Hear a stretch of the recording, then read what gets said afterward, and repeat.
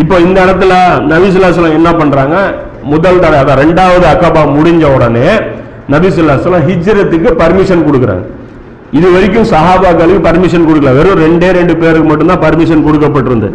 இப்போ நபி ஸல்லல்லாஹு அலைஹி வஸல்லம் சொல்றாங்க, இந்த பர்மிஷன் கொடுத்த அந்த செய்தி பார்த்தீங்கன்னா புகாரிகளா 376, 2297, 3905, 6079 இது இத்தனை இடங்கள்ல அந்த செய்தி இருக்கு. அந்த செய்தி எப்படி வருதுன்னா, எனக்கு பேரிச்சம்பழம் நிறைந்த 2 மலைகளுக்கு நடுவில் இருக்கும் ஊர் தான் ஹிஜ்ரத்துக்கு அப்படின்னு சொல்லி நபி ஸல்லல்லாஹு அலைஹி வஸல்லம் சொல்ற ஒரு செய்தி இருக்கு. இதுவும் என்னன்னா அல்லாஹ்வுடைய புறத்திலிருந்து தான் செலக்ஷன் எல்லாமே. இங்க ரசூலுல்லாஹ்வுடைய ஒவ்வொரு மூவ்மெண்ட் எடுத்துங்க, நபி ஸல்லல்லாஹு அலைஹி வஸல்லம்க்கு மக்காவுல பிரச்சாரம் செய்யுன்னு சொல்ற வரைக்கும் மக்கால அல்லாஹ்வுடைய கைடன்ஸ் தான். மக்கால போது நிறுத்திடு, தாயிஃப்ல போய் கேளுங்கிறதும் அல்லாஹ்வுடைய கைடன்ஸ் தான். தாயிஃப்ல ஒர்க் அவுட் ஆகலன்னு மறுபடியும் ஹீரால போய் தங்கு, மறுபடியும் இங்க வா, மதீனாவை செலக்ட் பண்ணி எல்லாமே அல்லாஹ்வுடைய கைடன்ஸ் தான்.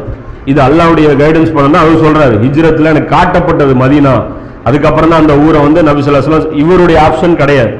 அப்ப இன்னொரு விஷயமும் பார்த்துக்கணும், உடனே தோழர்கள் மதீனாவை நோக்கி என்ன பண்றாங்க, ஹிஜ்ரத் போறாங்க. இந்த அபிசீனியா போயிருந்தாங்க இல்லையா, இந்த நஜா, அதுல யார் யார் இருந்தாங்க, இவங்க எல்லாம் கூட இருந்தாங்க. யாரு, உஸ்மான் ரலியல்லாஹு கூட இருந்தாங்க, நிறைய சஹாபாக்கள் இருந்தாங்க, அவங்களும் கூட அங்க இருந்தாங்க. அவங்க எல்லாத்தையுமே அங்க நியூஸ் போகுது, இந்த மாதிரி நபி ஸல்லல்லாஹு அலைஹி வஸல்லம் மதீனாவுக்கு போயிட்டாங்க, அதனால மதீனாவுக்கு வந்துருங்க அப்படின்னு சொல்லிட்டு. அப்ப நிறைய பேர் மதீனாவுக்கு கிளம்பி வந்தாங்க, சில பேர் வரல. அதுல கிளம்பி வராதவங்கள முக்கியமான பேர் யாரு அப்படின்னா ஜாஃபர் ரலியல்லாஹு அன்ஹு, அலி ரலியல்லாஹுடைய அண்ணன். அவர் பாத்தீங்க அப்படின்னா இந்த மோத்தா போர் இருக்கு இல்லையா, அந்த சமயத்துல தான், அந்த கைபருடைய வெற்றி சமயத்துல தான் அவர் வர்றாரு.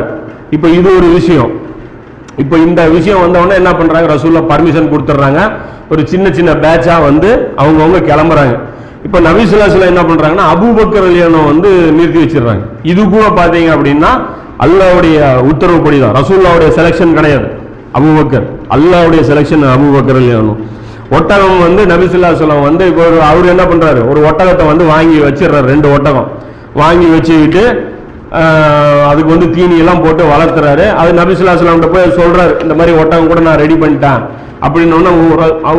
ரசூலுல்லாஹ் என்ன பண்றாங்க, இந்த மாதிரி நான் பணம் கொடுத்து வாங்கிக்கிறேன் அப்படிங்கிறாங்க. அபூபக்கர் வருத்தப்படுறாங்க, என்கிட்ட காசா அப்படிங்கிறாங்க. இல்ல, நான் எனக்கு வாங்கணும் அப்படி. அது எல்லாமே உத்தரவு, அல்லாஹ்வுடைய உத்தரவா இருக்கும்.